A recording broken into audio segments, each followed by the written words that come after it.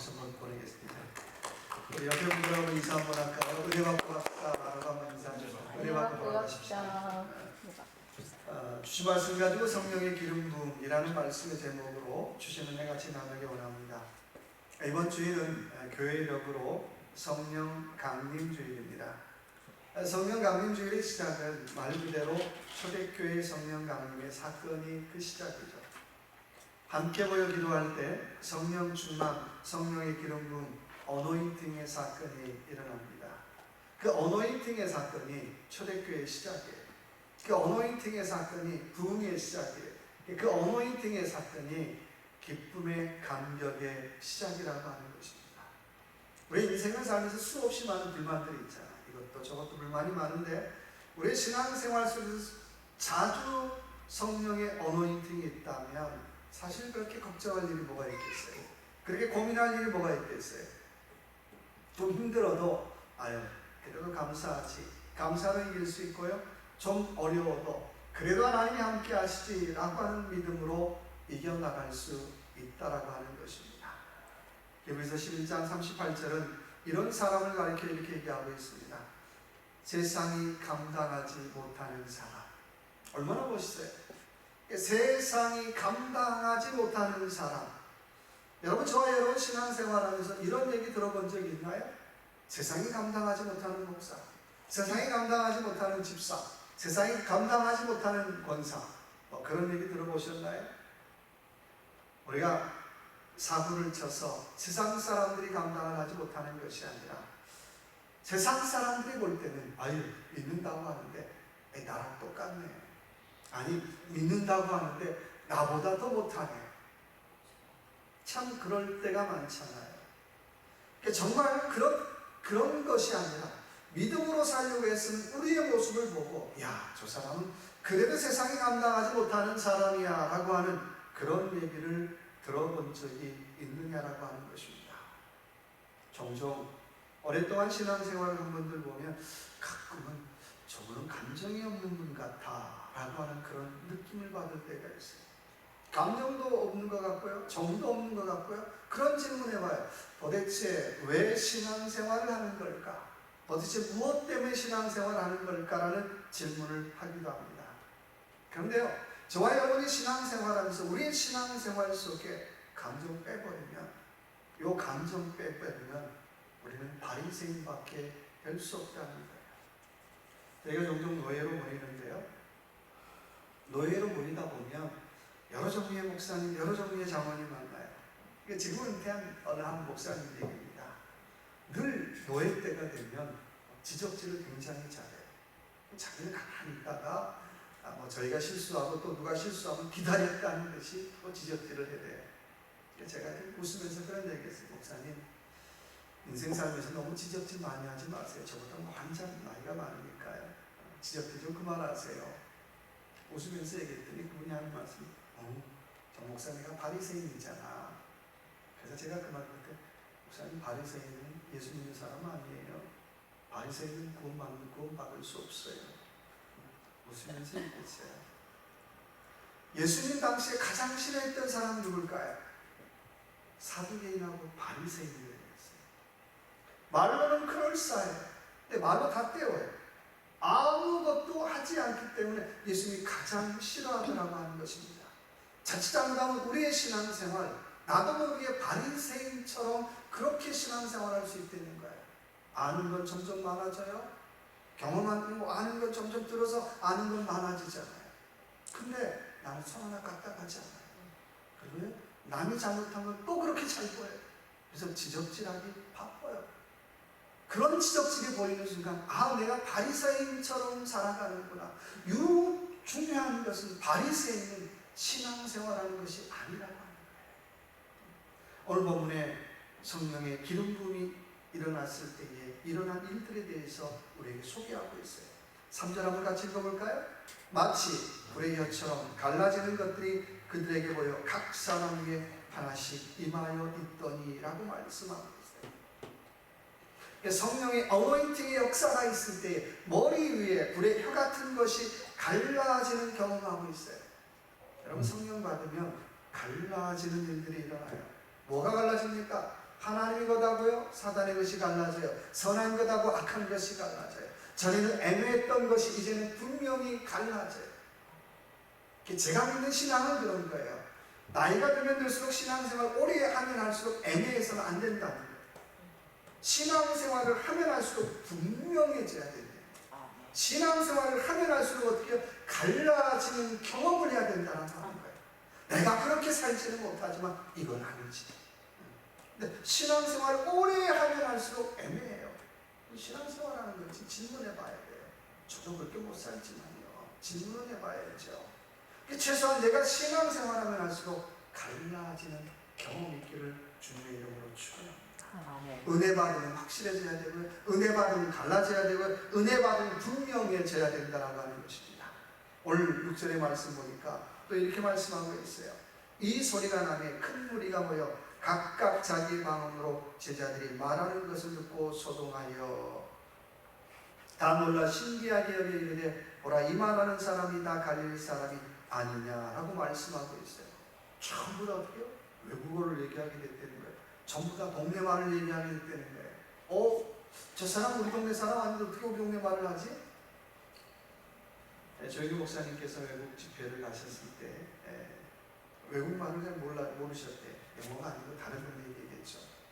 뭐 얘기를 하려고 하니까 딱히 할 얘기도 없고 말도 안 통하고 근데 갑자기 방언이 터지더래.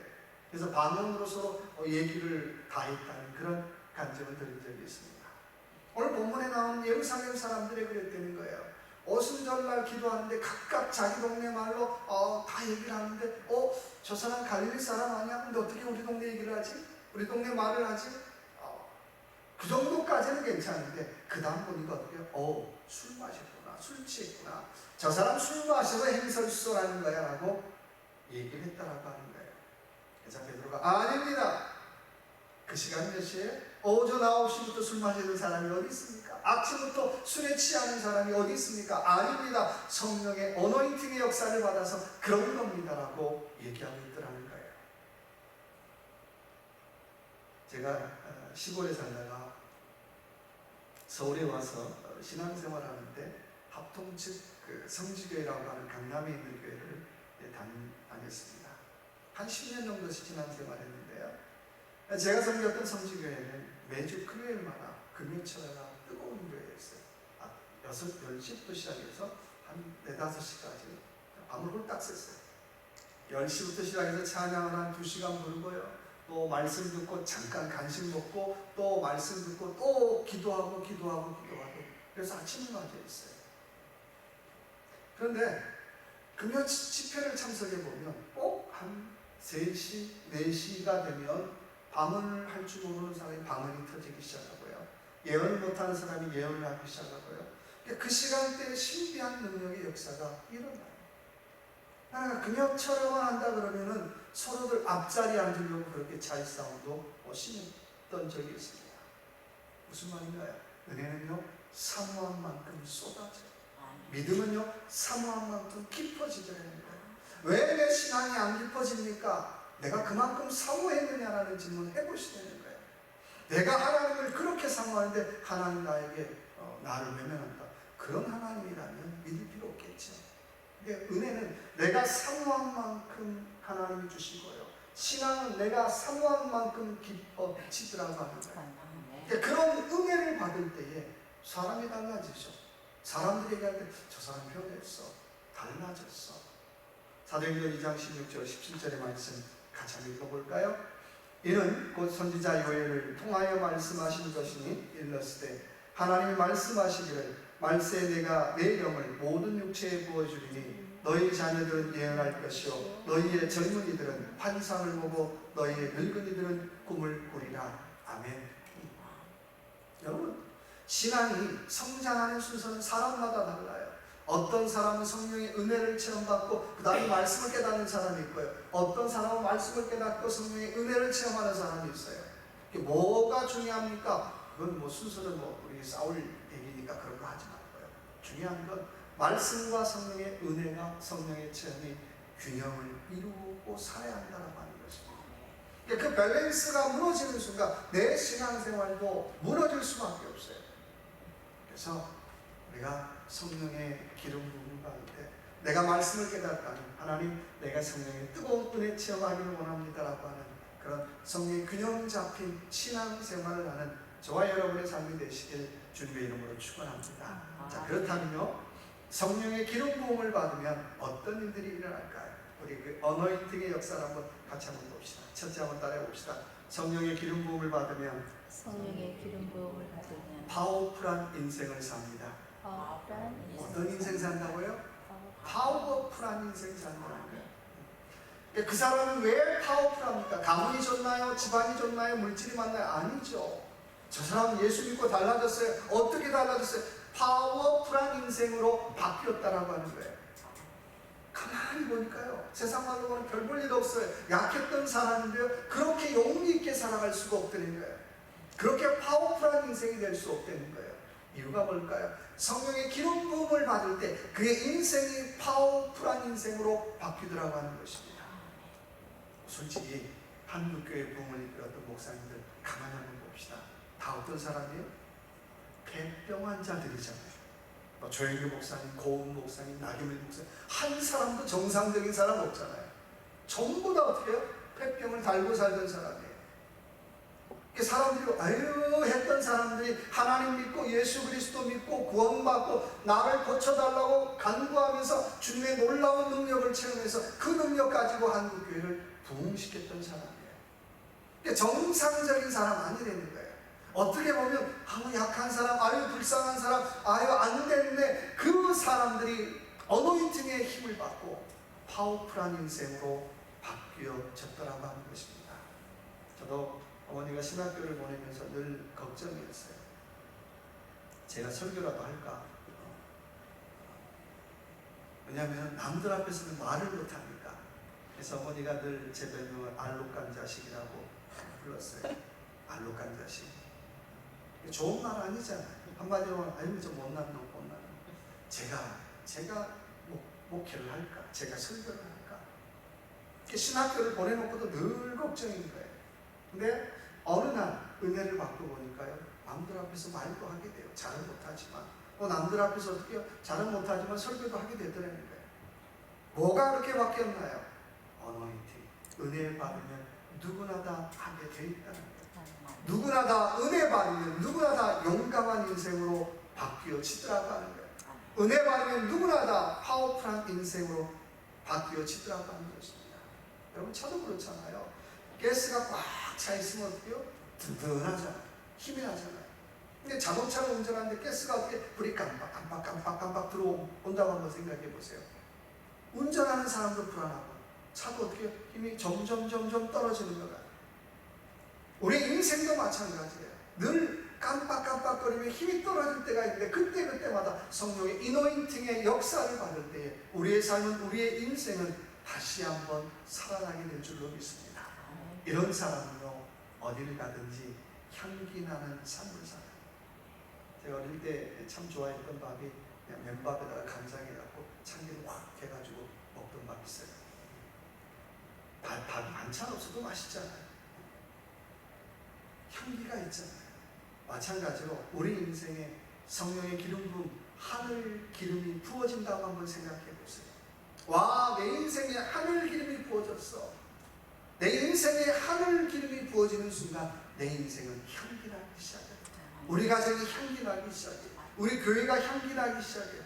그렇잖아요. 참기름을 맡아도 오 고소해 그러는데 우리의 인생에 하늘 기름이 부어지는 순간 오, 야, 이거 내가 맡지 못한 향기야. 예수의 향이 나기 시작하더라고 하는 것입니다. 오늘 저와 여러분의 삶 속에 우리 모두에게 스스로 한번 질문해 보시면 좋겠어요. 오늘 나의 신앙생활에 어떤 향기가 나고 있는가? 세상의 참기름처럼 그런 고소한 향기가 나니까 가만히 내가 걸어왔던 길을 가만히 한번 되돌아보라고 하는 거예요. 룻기 2장 4절에 보아스라고 하는 유명한 사장님이 나와요. 보아스는 하루를 출근하면서 일터에서 직원들에게 꼭 한마디씩 해요. 너희들 오늘부터 이 똑바로 좀 해. 너희 왜 게으름 피우는 거야? 잘해. 그런 얘기 하잖아요. 룻기 2장 4절의 말씀 보니까 직원들을 만날 때마다, 일꾼들을 만날 때마다 이렇게 얘기해요. 여호와께서 너희와 함께 하시기를 원한다. 매일매일 직원들을 만나는데 여호와께서 아무개 가장과 여호와께서 아무개 대리와 여호와께서 아무개 부장과 함께 하시기를 원합니다. 근데 그 축복 인사를 받으면 직원들은 또 어떻게 해요? 월급이나 올려주지, 그런 얘기 안 해요. 똑같이 어떻게 해요? 예, 여호와께서 사장님과 함께 하기를 원합니다. 여호와께서 보아스와 함께 하기를 원합니다. 여호와께서 당신과 함께 하기를 원합니다라고 축복 인사를 받고 있다는 거예요. 여러분, 얼마나 아름다운 모습입니까? 사장님이 직원들을 향하여 진심으로 블레스를 빌어주면 직원들도 사장님을 향하여 진심으로 블레스를 빌어주더라고 하는 거예요. 그래야 뭐 그 회사에 충성할 거 아니에요. 여러분, 성령의 기름 부음을 받았으면 말로만이 아니라 정말 좋은 향기가 나고 정말 파워풀한 그런 인생을 살아가는 저와 여러분의 삶이 되시길 주님의 이름으로 축원합니다. 두 번째, 성령의 기름 부음을 받으면 한번 따라해 봅시다. 목표가 분명한 인생을 삽니다. 목표가 분명한 인생을 산다는 거예요. 왜 삽니까? 라고 질문하면 나는 목표가 분명합니다. 그 목표를 향해서 올인한다는 거예요. 왜 인생 삽니까? 나는 목표가 있으니까 그 목표를 향해서 나는 다 쓰고 갑니다. 건강도 다 쓰고 가고 시간도 다 쓰고 가고 필요하면 물질도 나는 다 쓰고 갑니다. 이유는 목표가 분명하니까. 근데요, 목표가 분명하지 않으면 어떻게 쓰면서도 찜찜하고요, 쓰고 난 다음에 더 찜찜한 거예요. 이게 맞나? 이게 이렇게 쓰는 거 맞나? 애매하잖아요. 그리고 한 살 먹을 때마다 어떻게 후회의 무게가 더 커지는 것 같아요. 저를 보니까요. 내가 그렇게 살아서는 안 되는데, 내가 그렇게 살아서는 안 되는데, 그런 후회감도 있잖아요. 그러나 내가 성령의 기름 부음을 받으면 다 쓰고 가는 인생이 돼요. 목표를 향해 다 쓰고 가는 인생이 되더라고 하는 거예요.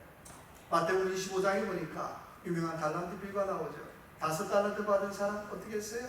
자기가 받은 달란트 다 썼어요. 다 썼어요. 그리고 남겼죠. 2달란트 받은 사람도 어떻게 다 썼어요. 근데 1달란트 받은 사람 문제가 뭡니까? 안 썼대요. 자기가 받은 재능, 자기가 받은 달란트, 자기에게 주신 것 어떻게 사용하지 않았다는 거예요. 남은 것이 많았다는 거예요. 저는 그런 거 볼 때마다 그런 생각 들어요. 우리가 종종 한국에게 TV에서 연말 되면 길 가다 보면 어떻게 계속 보도블록 바꾸는 공사하잖아요. 그거 왜 연말에 왜 할까? 늘 질문이 들었어요. 그래서 아는 공무원한테 질문했더니 연말에 왜 자꾸 저 보도블록 괜찮은데 저거 왜 바꿔요? 목사님 모르는 말씀. 우리가 예산이 다 났잖아요. 근데 연말 되다 보니까 돈이 다 남았잖아요. 그럼 어떻게 해요? 써야 되잖아요. 그래서 어떻게 해요? 죄 없는 보도블록을 바꿔주세요. 근데 올해만 바꾸는 게 아니라 또 어떻게 해요? 내년에 가니까 또 바꾸는 거예요. 그러면 그 다음에는 또 어떻게 해요? 그 다음에도 바꾸는 거예요. 해년마다 반복되고 있더라는 거예요. 여러분, 우리의 신앙생활도 그렇지 않을까요? 날마다 매년 보도블록을 바꾸는 것처럼 잘 가지고 있다가 어떻게 참 내가 써야 되는데, 참 내가 잘 써야 되는데 에라 모르겠다 그러고 어떻게 해년마다 보도블록 바꾸는 그런 신앙생활을 우리가 살아가고 있지는 않는가라는 질문 해보라고 하는 것입니다. 사도행전 1장 8절의 말씀 보니까 오직 성령이 너희에게 임하시면 너희가 권능을 받고 예루살렘과 사마리아와 땅끝까지 이르러 내 증인이 되리라고 말씀하고 있어요. 하나님께서 저와 여러분에게 예루살렘이라고 하는 구체적인 현장 주셨어요. 사마리아라고 하는 구체적인 현장 주셨어요. 뭐 좋다 나쁘다 그게 문제가 아니고 그 현장 주셨다는 거예요. 그 현장에서 우리에게 목표 주셨다는 거예요. 그 목표 가지고 어떻게 하나님의 증인되라고 주님께서 우리에게 사명을 주셨다라고 하는 것입니다. 동물의 왕국 가끔 TV 보면요, 사자가 나오죠. 사자가 먹잇감을 향해서 달려갈 때 어떻게 달려갑니까? 슬렁슬렁 잡히려면 잡히고 말라면 말고 그렇게 안 가잖아요. 최선을 거짓말을 못하면 눈에서 어떻게 빛이 나와. 내가 저걸 꼭 잡아야 돼. 내가 오늘 저걸 꼭 캐치해야 돼. 그런 마음으로 달려가는 것 같아요. 여러분, 우리도 우리의 신앙의 목표가 있으면 우리는 달려가게 돼 있어요. 눈에서 불이 나오게 돼 있죠. 왜 불이 안 나오나? 목표가 없다는 거예요. 목표가. 왜 내가 열정이 없는 목표를 잃어버렸다는 거예요. 어쩌면 우리 신앙생활도 해년마다 보도블록만 바꾸고 있는 건 아닌지 질문해 보시야 되는 거예요. 감리교회 존경받는 설교자인 윌리엄 생스터 목사님 그런 얘기했어요. 성도들에게 여러분에게 성령의 기름이 말라버린 증거, 말라버리면 이런 현상이 드러납니다라고 얘기를 했어요. 첫째는 나는 화를 잘 낸다는 거예요. 걸핏하면 화낸다는 거예요. 두 번째는 나는 기쁜 척은 하지만 실제로 기쁘지 않다는 거예요. 세 번째는 예수를 믿는데 심장 없는 사람처럼 믿는다는 거예요. 뜨겁지도 않고 차지도 않고 그냥 그렇게 믿는다는 거예요. 내 마음이, 네 번째는 내 마음 야망으로 가득 차 있다는 거예요. 그리고 다섯 번째, 나는 다른 사람의 성공을 시기한다고 하는 것입니다. 오늘 나는 어떤 사람인가? 이 안에 우리가 포함된다면 다시 한번 성령의 기름 부음을 받아서 하나님 내 목표, 내게 주신 사명, 예루살렘과 사마리아 땅끝까지도 내게 주신 사명, 거기에 내가 집중하기를 원합니다. 그런 마음을 가지고 목표를 향해 달려가는 저와 여러분의 삶이 되시길 주님의 이름으로 축원합니다. 세 번째, 성령의 기름 부음이 있으면 한번 따라해봅시다. 영적인 지식이 더해집니다. 이게 세상 지식이 아니라 영적인 지식이 풍성해진다는 거예요. 이게 세상 지식이라고 하면 뭘까요? 나쁜 건 아니지만 우리의 생활을 그만큼 편리하게 해주죠. 근데 영적인 지식은 뭐예요? 우리의 영혼을 풍성하게 해준다, 풍부하게 해준다는 거예요. 이게 정말 유식한 사람이 누굽니까? 라고 질문한다면 우리의 영혼이 풍부한 사람, 영혼이 풍성한 사람을 가리켜서 유식한 사람이라고 불러요. 그러니까 제 소신 중에 하나가 예수 제대로 믿으면 어떻게 해요? 유식해져야 돼요. 예수 제대로 믿으면 똑똑해져야 돼요. 아니 목사님 배운 것도 없는데 어떻게 똑똑해집니까? 아니 영적 지식이 풍부해지니까, 영적 지식이 풍성해지니까 똑똑해져야 되잖아요. 내가 얼마나 많이 배웠느냐, 얼마나 많은 걸 경험했냐, 이거와는 아무런 상관이 없어요. 우리가 교회에 와서는 다른 것 못해도요 영적인 지식이 풍성해져야 돼요. 저희도 학교를 졸업하고요, 저희가 부러워하는 사람들 있잖아요. 만나면 박사과정 받은 사람 속으로 부럽다. 그 앞에서 또 어떻게 나는 가방끈이 그만큼 안 되네. 우리는 만나면 가방끈이 짧다는 거에 대해서 굉장히 어떻게 해요? 좀 주눅이 들어요. 또 창피하게 생각하죠.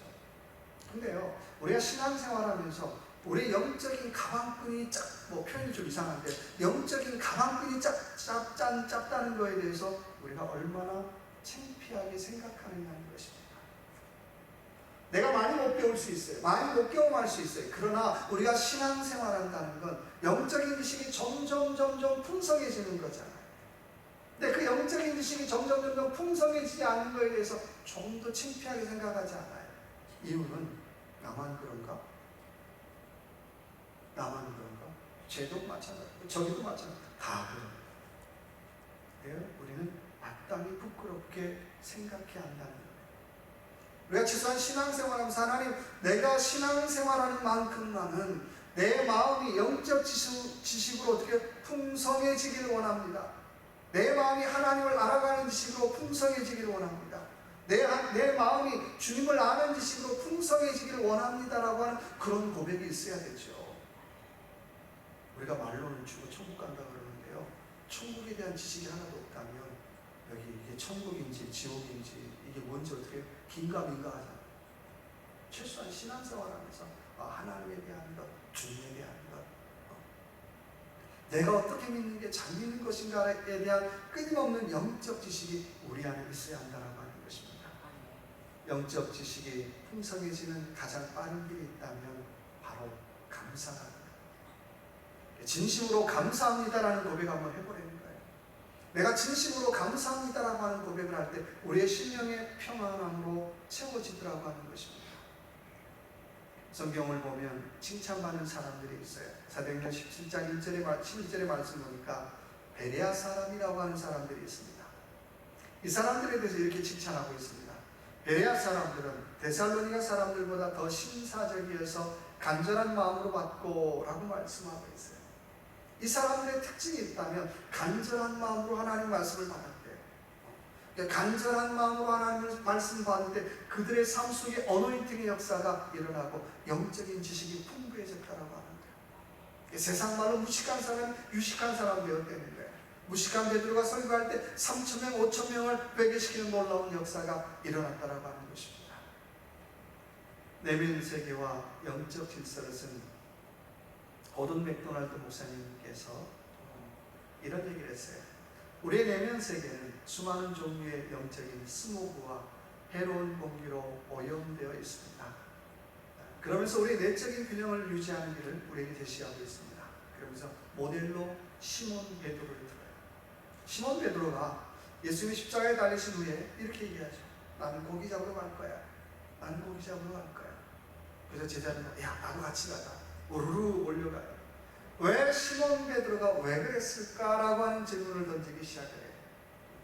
왜 시몬 베드로가 그런 결정 내렸을까요? 실망해서, 피곤해서 여러 가지 많은 이유가 있겠지만 가장 중요한 이유는 영적인 지식이 부족해서라고 진단을 내리고 있습니다.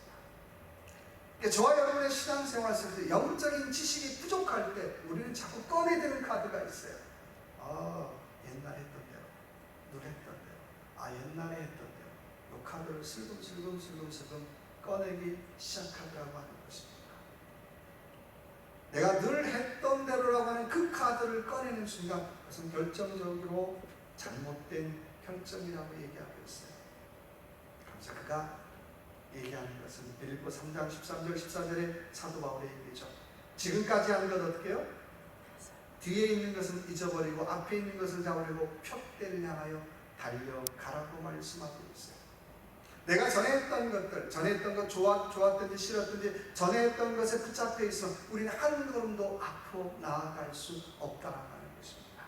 목표를 향해서. 오래된 담배 광고 문구 중에 하나입니다. 더 많이 피울수록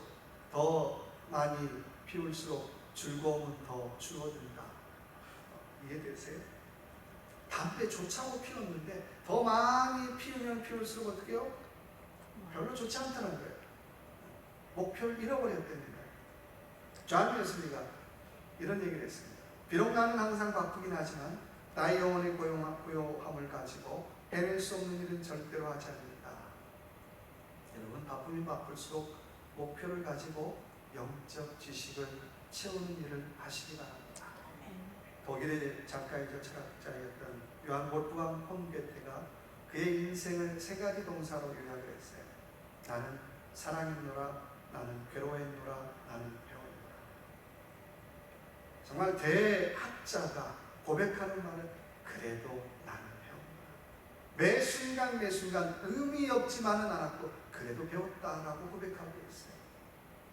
빌립보 3장 8절의 말씀처럼 바울은 그런 고백을 합니다. 우리에게 그리스도를 아는 지식이 가장 고상하다라고 고백하고 있어요. 다시 한번 그리스도를 아는 지식이 가장 고상하다. 다시 한번 그리스도를 아는 영적 지식으로 이 한 주간도 충만히 채워가는 그런 귀한 이 한 주간의 삶이 되시길 주님의 이름으로 축원합니다. 같이 한번 기도하십시다.